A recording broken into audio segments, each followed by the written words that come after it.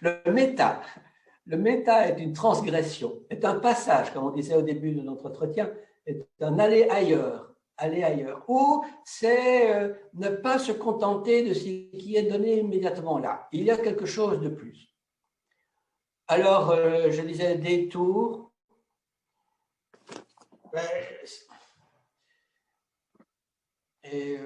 Vous connaissez, on dit maintenant que dans la philosophie contemporaine, il y a deux courants majeurs. Il y a le courant analytique et la philosophie continentale, comme on dit. Et moi, je prends mes options, ce que sont les options. Peut-être un peu parce que je suis un peu fainéant. La philosophie analytique, si on ne suit pas le dernier cri de la dernière publication aux États-Unis, on est hors jeu. Et je ne parviens pas à suivre ce genre de mouvement-là. Et puis, je pense que, pour reprendre des termes philosophiques, la philosophie analytique est une philosophie du fait de langage. Tandis que, comme on disait tout à l'heure, à partir de la parole, ce n'est pas un fait, c'est un parler, c'est un acte.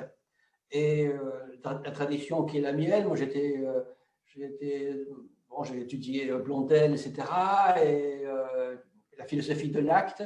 Et je ne suis pas du tout dans cette mentalité analytique qui dissèque le langage, et puis après ça, qu'est-ce qu'on fait? C'est comme la seconde règle de Descartes.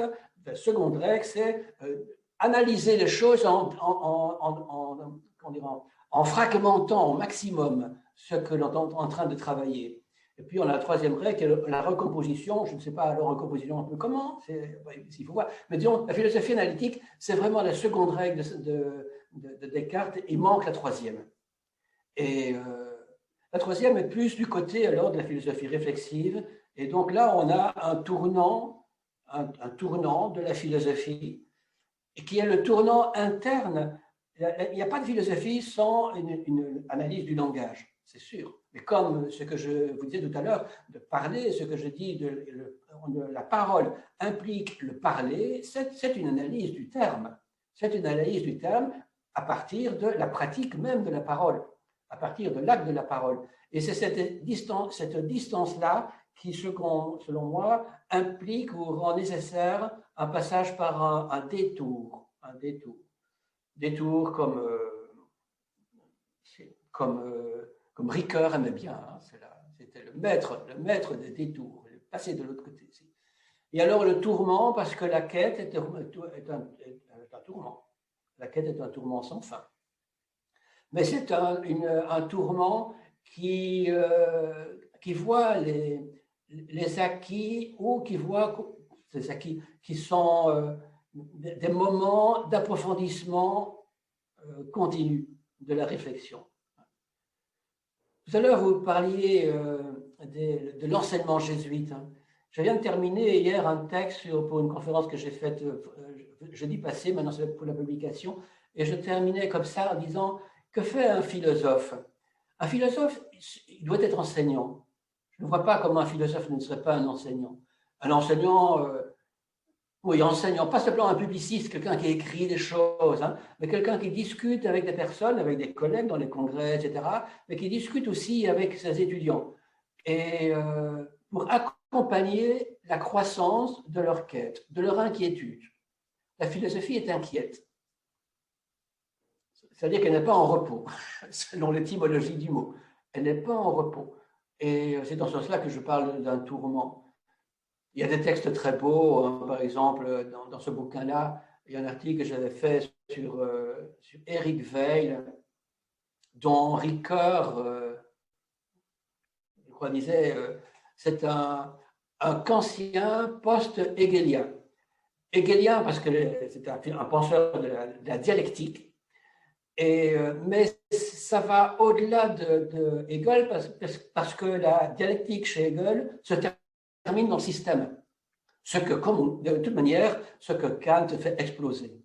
Et c'est une belle expression du philosophe qui donne aussi beaucoup de choses à penser. Par exemple, est-ce que la philosophie qui s'enseigne ne doit pas être avant tout une philosophie attentive au pôle opposé de l'existence, et une philosophie donc en recherche de médiation? Je crois que c'est... bon, je découvre ça un peu tard. Si j'avais su, j'aurais fait plus tôt. Mais il faut tout un chemin pour apercevoir un peu quelque chose qui vaut la peine à donner aux étudiants. Et je vois que les étudiants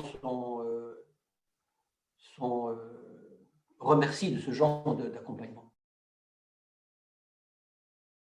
Le lien entre le langage et la violence est assez immédiat. Moi, je n'ai pas Facebook, mais on me dit que de Facebook, c'est comme ça que ça fonctionne. Qu'est-ce que ça veut dire? Qu'est-ce que ça veut dire? Un langage sans raison? Les modernes disaient devant les guerres de religion, etc., la raison est absolument indispensable pour redonner la paix. Je suis entièrement d'accord. Pensez au texte de Kant aussi, hein, sur la paix perpétuelle, etc. Hein, la paix est un désir qui nous habite très fort, nos philosophes. Et on sait bien qu'on n'arrivera jamais parce que nos discours sont inaudibles. Mais au moins, on est témoin d'un désir, un désir fondamental de la paix. Et qu'est-ce qui nous fait faire de la philosophie? Comment dire l'italien? Qu'est-ce qu'ils me font faire? Sinon ça. Vous savez, le philosophe n'a pas la tête dans la lune. Il regarde les choses, surtout dans le mouvement phénoménologique contemporain que j'épouse de ce point de vue-là, sans hésitation. Le phénoménologue, c'est celui qui regarde les phénomènes. Un des points, c'est pour lequel, dans mes textes, certains sur le mal, sur la guerre. Et, le penseur ne peut pas fermer les yeux, il ne se bande pas les yeux, le philosophe. Il regarde les choses comme elles sont. Et l'homme vit de guerre, d'opposition, de peur de l'autre, et en même temps, il y a un immense désir de paix, aussi pour aller vers un futur meilleur, c'est vrai, vers un futur meilleur. Et puis, qu'est-ce que ça donnait, cette raison moderne, au début du XXe siècle? Les livres sur l'échec de l'Occident dans la Première Guerre mondiale, dans la Seconde, sont sont innombrables. C'était vraiment un drame pour la raison humaine, parce que peut-être que la raison humaine des philosophes a été un peu trop ingénieuse.